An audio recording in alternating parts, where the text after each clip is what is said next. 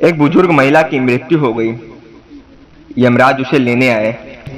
महिला ने यमराज से पूछा, आप मुझे स्वर्ग ले जाएंगे या नरक? यमराज बोले, दोनों में से कहीं नहीं। तुमने इस जन्म में बहुत ही अच्छे कर्म किए हैं, इसलिए मैं तुम्हें सीधे प्रभु के धाम ले जा रहा हूं। बुजुर्ग महिला खुश हो गई और बोली, धन्यवाद, पर मेरी आपसे एक विनती है।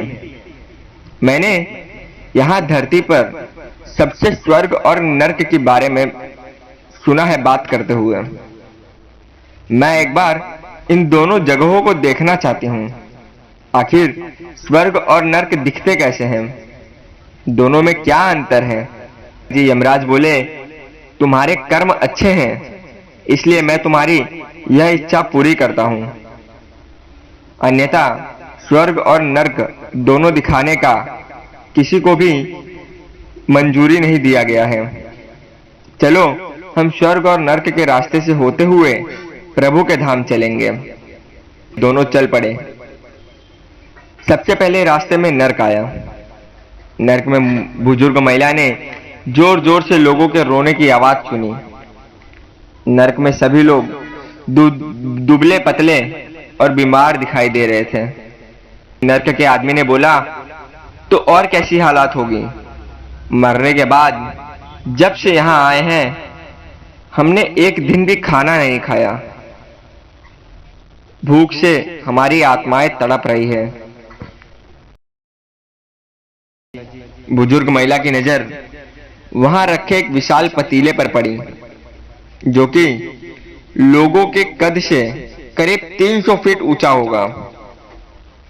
उस पतीले के ऊपर एक विशाल चम्मच भी लटका हुआ था।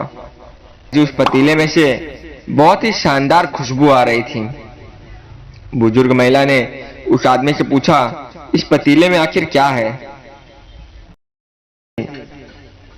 आदमी मायूस होकर बोलता है, इस पतीले में बहुत ही स्वादिष्ट खीर जो कि हर समय भरा रहता है। बुजुर्ग महिला ने हैरानी से पूछा, इसमें अगर खीर है तो आप लोग पेट भर के खीर खा क्यों नहीं लेते? यूं भूख से तड़प क्यों रहे हो? आदमी रो रो कर बोलने लगा, कैसे खाएं? यह पतीला 300 फीट ऊंचा है। हम में से कोई भी इस पतीले तक पहुंच नहीं पाता, इसलिए हमारी ऐसी हालत है। बुजुर्ग महिला को उन पर तरस आ गया। सोचने लगी, बेचारे खीर का पतीला होते हुए भी भूख से बेहाल हैं। शायद ईश्वर ने इन्हें यही दंड दिया होगा। यमराज बुजुर्ग से महिला से बोलते हैं, चलो हमें देर हो रही है। अब दोनों चल पड़े। कुछ दूर चले ही थे, अब रास्ते में स्वर्ग आया। वहां पर बुजुर्ग महिला ने देखा सभी लोग हंस रहे हैं, खिलखिलाने की आवाज आ रही है, सुनाई दे रही है। बिल्कुल सब बहुत खुश हैं।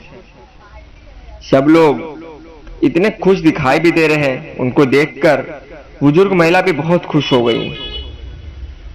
पर वहां स्वर्ग में भी बुजुर्ग महिला की नजर वैसे ही 300 फीट ऊंचे पतीले पर पड़ी जैसा नरक में था। उसके ऊपर भी वैसा ही एक बड़ा सा विशाल चम्मच लटका हुआ था जैसा कि नरक में था, बिल्कुल सेम। बुजुर्ग महिला ने वहां के लोगों से पूछा, इस पतीले में क्या है? तो स्वर्ग के लोग बोले, इसमें बहुत स्वादिष्ट खीर है जो हर समय भरी रहती है। बुजुर्ग महिला बिल्कुल हैरान हो गई और बोली, तो ये पतीला जो है ये 300 फीट ऊंचा है, तो आप लोग इस तक नहीं पहुंच पाते होंगे, और उस हिसाब से तो आप लोग को खाना भी नहीं मिलता होगा। खाना नहीं मिलेगा तो आप लोगों का हाल बिल्कुल भूख से बेहाल हो जाओगे। पर मुझे तो आप सभी इतने खुश लग रहे हो, ऐसा कैसे हो सकता है? सभी लोग बोले, हम सभी लोग इस पतीले में से पेट भर खीर लेके खाते हैं। हम क्यों दुखी रहे भला, और हमारा हाल भूख से बेहाल क्यों होगा? महिला बिल्कुल हैरान हो गई और बोली, पर कैसे? पतीले की ऊंचाई बिल्कुल बहुत बड़ी है, कोई पहुंचता कैसे होगा? बोलते हैं, तो क्या हो गया कि पतीला इतना ऊंचा है? यहाँ पर इतने सारे पेड़ हैं, ईश्वर ने पेड़ पौधे नदी झरने हम मनुष्यों के उपयोग के लिए तो बनाए हैं। हमने इन पेड़ों की लकड़ी काटी और फिर लकड़ियों के टुकड़ों को जोड़ जोड़ कर एक विशाल सीढ़ी का निर्माण किया। उस लकड़ी की सीढ़ी के सहारे हम पतीले तक पहुंचते हैं और सब मिलकर खीर आनंद से खाते हैं।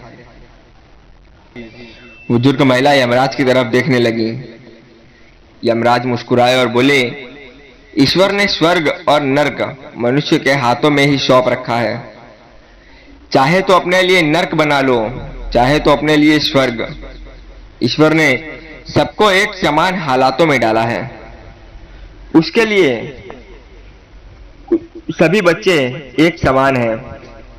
वो किसी से भी भेदभाव नहीं करता।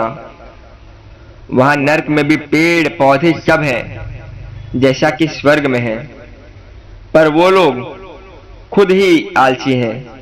उन्हें खीर हाथ में चाहिए। वो कोई कर्म नहीं करना चाहते, कोई मेहनत नहीं करना चाहता, इसलिए भूख से बेहाल है। यही तो ईश्वर की बनाई उस दुनिया का नियम है।